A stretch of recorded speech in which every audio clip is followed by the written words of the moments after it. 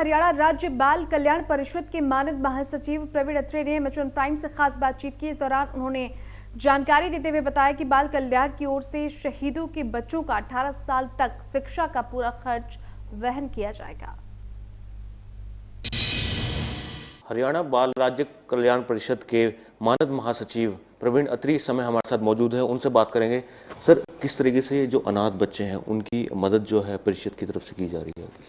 हरियाणा राज्य बाल कल्याण परिषद के द्वारा चिल्ड्रन होम्स चलाए जाते हैं, शिशु गृह चलाए जाते हैं। उनमें जो बेसहारा अनाथ बच्चे होते हैं उनका पालन पोषण किया जाता है। कुछ तो बच्चे ऐसे हैं जो हमारे को गुमशुदा मिलते हैं, कुछ जो माँ बाप पालते नहीं या उनकी कंडीशन ऐसी होती है जो अपने बच्चों को पाल नहीं पाते, तो हमारे को अडॉप्शन दे जाते हैं। तो हमारी एक साइट है कारा के थ्रू हम उसकी अडॉप्शन दी जाती है। उसमें हमने टोटल आज तक 598 बच्चों को गोद दिया है, चाहे वो विदेश में हो चाहे वो देश में हो।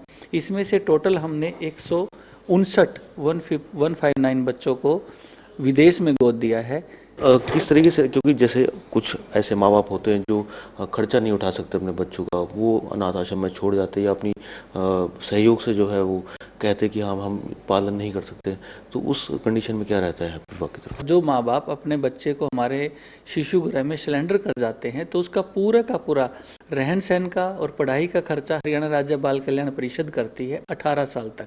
18 साल के होने के बाद फिर वो बच्चे अपना पैरों पे खड़े हो जाते हैं। उनकी जो नौकरी की में हमारी तरफ से जो सुविधा दी जा सकती है हम उन बच्चों को देते हैं। दूसरा एक आप लोगों की तरफ से कार्यक्रम किया गया था शहीदों के सम्मान के लिए, उसमें भी जो उनके जो शहीद हुए थे हमारे देश के, उनके जो बच्चों को है उनकी 18 तक की जो वर्ष की जो आयु की तक की शिक्षा होती है वो मुफ्त करने का जो फैसला लिया गया है, क्या है ये? हरियाणा राज्य बाल कल्याण परिषद ने 12 अगस्त को करनाल के अंदर एक शाम शहीदों के नाम मनाई।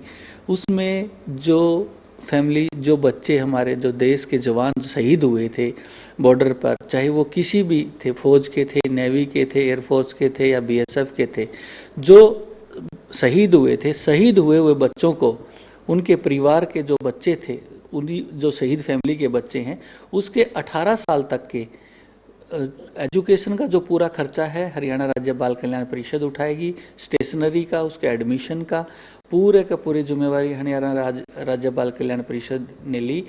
और एक शाम शहीदों के नाम में 107 फैमिलियां पूरे हरियाणा से आई और हमने उनको सम्मानित किया। उसके बाद उनको बताया कि भाई आपने जो अपने बच्चों का रजिस्ट्रेशन हमारे जिला के जो जिला बाल कल्याण अधिकारी है उनके पास जाके लिखवा दीजिए और अपना जो आपकी एजुकेशन का खर्चा है आपको वहाँ से दे दिया जाएगा। जब विदेश में आप लोग कोई बच्चे को ड्रॉप कर लेता है उसके बाद उसकी देखरेख के लिए, क्योंकि आगे बहुत से मामले ऐसे आ सकते हैं या आते भी थे कि हाँ उसमें बच्चों को जो है प्रताड़ित किया जाता था, तो इसमें किस तरह की नज़र बनाए रखते हैं? इसमें हमारा, मैंने बताया आपको कि 3 साल तक हम बच्चे की देखरेख करते हैं।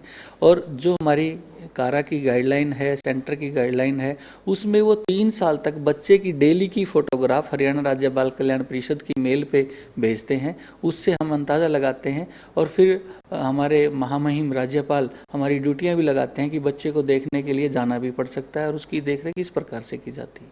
धन्यवाद सर। तो ये हमारे साथ मानद महासचिव प्रवीण अत्रे थे जिन्होंने जानकारी दी कि किस तरीके से अडॉप्ट किए बच्चों को इन्होंने बाहर भेजा है और उनकी देखरेख के लिए जो कदम जो है परिषद की तरफ से उठाए जाते हैं। चंडीगढ़ से कैमरा पर्सन जितेंद्र हंस के साथ प्रॉक्स चौधरी, एमएचएन प्राइम।